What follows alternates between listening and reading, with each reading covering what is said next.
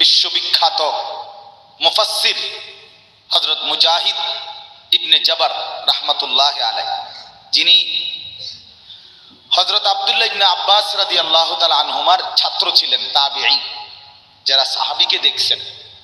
তো তিনি বলেন, প্রত্যেকটা দিন যখন ভোর হয়, সকাল হয়, তো পৃথিবীবাসীকে ডাক দিয়ে বলে, হে জগৎবাসী, আল্লাহর কসম, আমি একটা দিন কিয়ামতের পূর্বে শুধু এই আজকের জন্যই এসেছি, আমি আর কোনোদিন আসবো না ফিরে। তুমি আমারে নষ্ট করো না, বরবাদ করো না, আমারে কদর করো। আজকের এই 13ই অক্টোবর, আগামী শুক্রবারে আবার ফিরবে না। শুক্রবার একটা আসবে, কিন্তু সেটা 13ই অক্টোবর হবে না, সেটা হয়ে যাবে 20 অক্টোবর। ঠিক ঠিক না বলে? আপনাদের কাছে আমার প্রথম কথা, আমার বাপ, যে যত দিকে ব্যস্ত থাকেন, জিন্দেগির কদর করেন। আপনার হায়াত আপনার কাছে আমানত।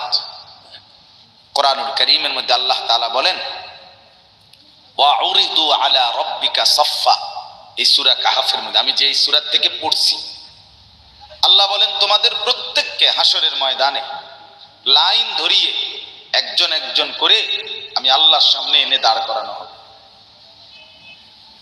একজন একজন ঠিক আমি আল্লাহর মুখোমুখি পেশ করা হবে। লাকাদ জিতুমুনা কামা খালাকনাকুম আউয়ালা মাররা, আল্লাহ তাআলা তখন বলবে, বান্দা কি হলো, মনে কি পড়ে? আল্লাহ বলবেন, বান্দা মনে পড়ে তো যে অবস্থায় দুনিয়া গেছিলা, আজ ঠিক সেই অবস্থায় আমি আল্লাহর সামনে আসলাম। দুনিয়া থেকে যেদিন দুনিয়ায় গেছিলাম মায়ের পেট থেকে, সেদিন একাই গেছিলাম, আজ ঠিক একাই কার কাছে ফিরলা? আমার সাথে। এরপরে আল্লাহ বলবে, তুমি তো মনে মনে ভাবছিলা, যেই ফুর্তি, যেই তামাশা তুমি করতেছিলে দুনিয়ায়, তুমি মনে করছো এমন একটা দিন আসবে না। তুমি ভেবেছিলে মরতে হবে না, হাসরের ময়দান আমি আল্লাহর সামনে আসবে না। আজ তো দেখলাম, আজ চতুর্দিকে তাকিয়ে দেখো, এটা হাসরের ময়দান। আজ দেখো মানুষগুলো কাঁপতেছে, আজ দেখো মানুষগুলো ভয়ে তটস্থ।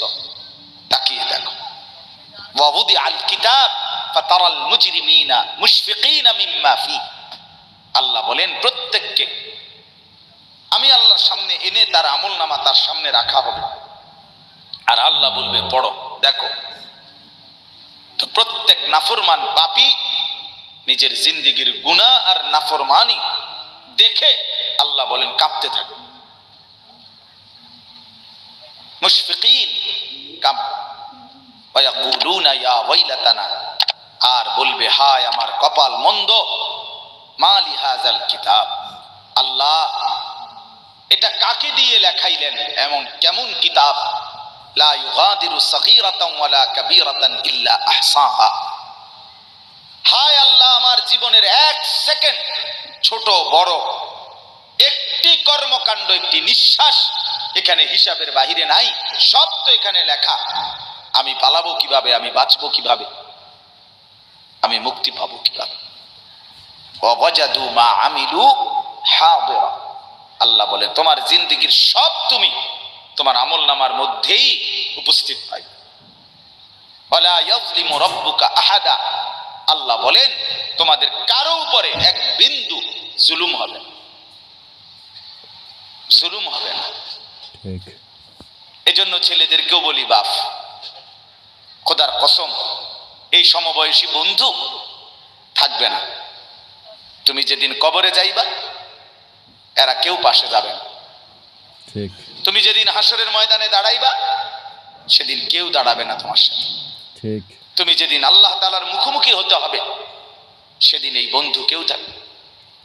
ফাইদা নুফিখা ফিস সূর ফালা আনসাবা বাইনাহুম ইয়াওমাইদিন ওয়ালা ইয়াতাসাআলুন, আল্লাহ বলেন, ইসরাফিল যখন দ্বিতীয়বারে সিংহায় ফু দিবে, আমি আল্লাহ হাসরের মাঠ কায়েম করব, তখন এই হাসরের ময়দানে দাঁড়িয়ে কেউ কাউকে আত্মীয়তার, বংশের, সম্পর্কের কোনো পরিচয় দিবে না।